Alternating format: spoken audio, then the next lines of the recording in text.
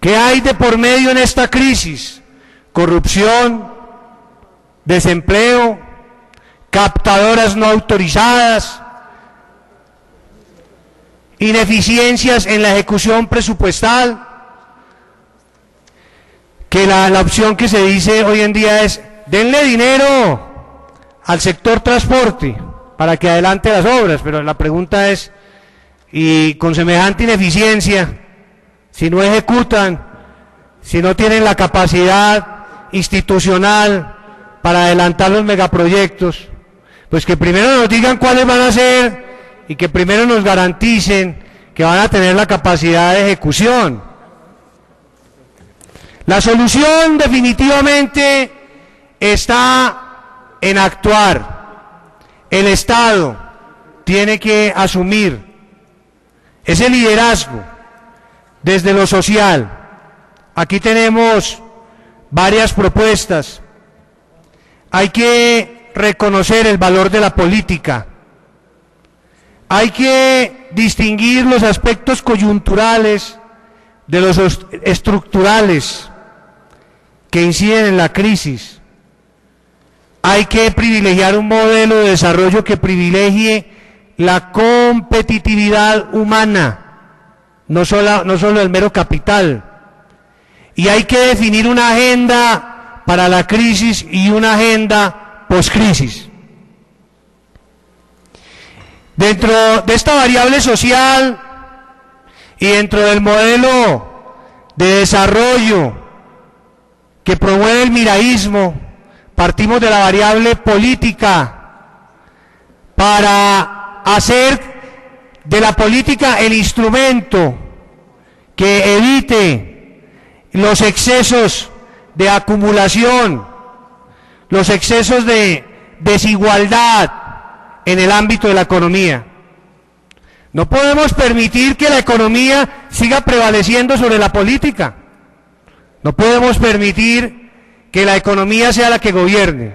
Es la política la que debe reorientar la economía, es la política la que debe permitir que la economía funcione, pero dentro de un marco regulatorio que promueva justicia, el valor de la justicia dentro del sistema económico. Los sistemas económicos también tienen que mirar un sistema de valores, y en ese sentido la política es necesaria, pero también los factores sociales y los factores ambientales. Dentro de lo social, ¿qué vamos a ver en este escenario de crisis? Vamos a encontrar mayor discriminación de género. En el caso de las mujeres, vamos a encontrar muchas más mujeres en la informalidad, ganando mucho menos que los hombres. Eso no es justo. Vamos a encontrar mayor violencia intrafamiliar. Hacia allá también hay que diseñar la agenda.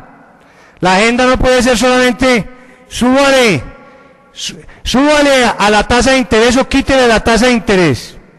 La agenda no puede ser solamente haga convenios comerciales, no, la agenda tiene que ser, bueno, y lo social, ¿cómo nos va a poner lo social? ¿Qué va a pasar con la violencia intrafamiliar? ¿Qué va a pasar con la criminalidad? ¿Qué va a pasar con la salud pública? ¿Qué va a pasar con la deserción escolar? ¿Qué va a pasar con la situación de los jóvenes? Se va a aumentar la pobreza, tanto así que seguramente en las mediciones de extrema pobreza o en la línea de pobreza no va a poder cumplir el país, o no se van a poder cumplir en general, varios países no van a poder cumplir la meta de los ODM, de los Objetivos del Milenio. Avancemos, aquí tenemos unas gráficas sobre el índice de Gini, sobre la línea de pobreza en Colombia. Pasemos al modelo social, adelantemos, que está presentando el gobierno con un esquema de subsidios, pero repito, ese esquema de subsidios no genera empleo. Y lo que uno escucha, por ejemplo, en algunas regiones de Colombia es que cuando le llega el subsidio de familias guardabosques, es que hay mucha gente que recibe su subsidio y bueno, el fin de semana es un fin de semana bastante movido desde el punto de vista del consumo de licor, y ahí quedan los subsidios, y esos subsidios pues son intermediados por el sector financiero, pues ahí no está haciendo mayor cosa. Realmente los subsidios tendrían que destinarse a la generación del empleo, de las actividades productivas. Ahí es que generar empleo. Y el sector financiero dice, no, maravilloso, no tengo nada contra el sector financiero, pero la discusión aquí sí tiene que ser cómo vamos a proyectar la participación del sector financiero en Colombia, y cómo va a ser la reforma, y cómo los banqueros del país van a aportarle a la discusión. El país ya en la crisis anterior del año 99, pues hizo mucho por el sector financiero. El país le tendió un salvamento al sector financiero, pero el país no le tiende ese salvamento, por ejemplo, a los pequeños propietarios del transporte. A ellos no les da el salvamento, o no les da el salvamento siempre a los agricultores, o al pequeño campesino, o al microempresario. A ellos no les tiende el salvamento, no se les tiende el salvavidas, pero el salvavidas sí está para el sector financiero, ha estado para el sector financiero.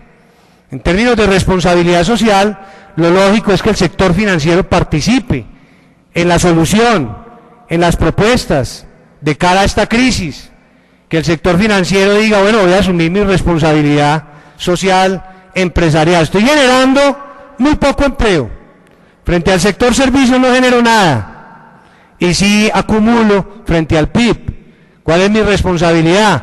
Estoy manejando subsidios. Están pidiendo incluso ahora, y nosotros compartimos eso, que el 4 por mil sea eliminado.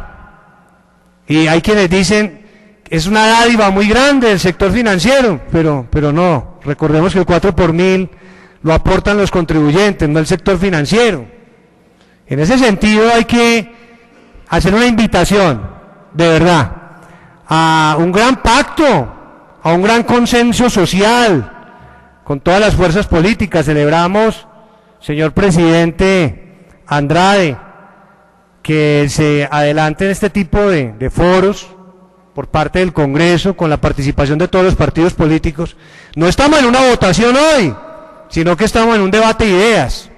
A nosotros nos gusta esto bastante, porque muchas veces cuando hay votaciones son las mayorías las que se imponen, pero cuando nos abrimos al ámbito de las ideas y de la argumentación, estamos caminando por el ámbito de la democracia deliberativa, que es la de los argumentos y del aporte, de ser propositivos.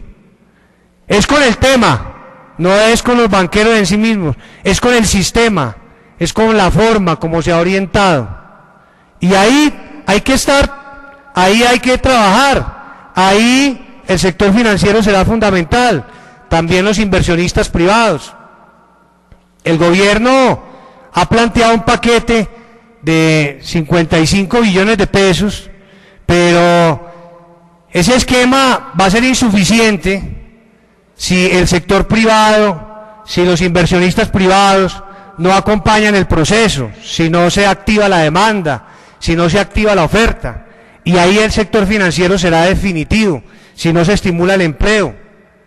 Frente a lo social, decimos entonces que hay que tener cuidado con estas políticas asistenciales, que hay que avanzar en políticas que generen empleo, y que hay también que velar por la protección de las pensiones. Me decía alguien en estos días, fui a preguntar por el estado de mis pensiones y me dijeron, no, señor, es que con esta situación de las pensiones se hicieron unas inversiones, por allá el fondo de pensiones hizo unas inversiones y está afectado, entonces usted ya tiene menos pensiones aquí. Ojo con eso, mucho cuidado, porque ahí está en juego todo lo que es el ahorro de los colombianos, sus pensiones. Y así le dijeron a esta persona, no, usted perdió plata, sus pensiones ahora, sus ahorros aquí ya son menos. ¿Cómo así? ¿Qué está pasando con eso? Ahí hay que estar muy atentos. De otra parte, si vamos a mirar la variable ambiental, porque uno dice, bueno, magnífico que venga la inversión extranjera, eso es importante, pero que sea una inversión extranjera que genere empleo, que sea una inversión extranjera que tenga en cuenta las variables sociales, que sea una inversión extranjera que nos ayude en la lucha contra la pobreza.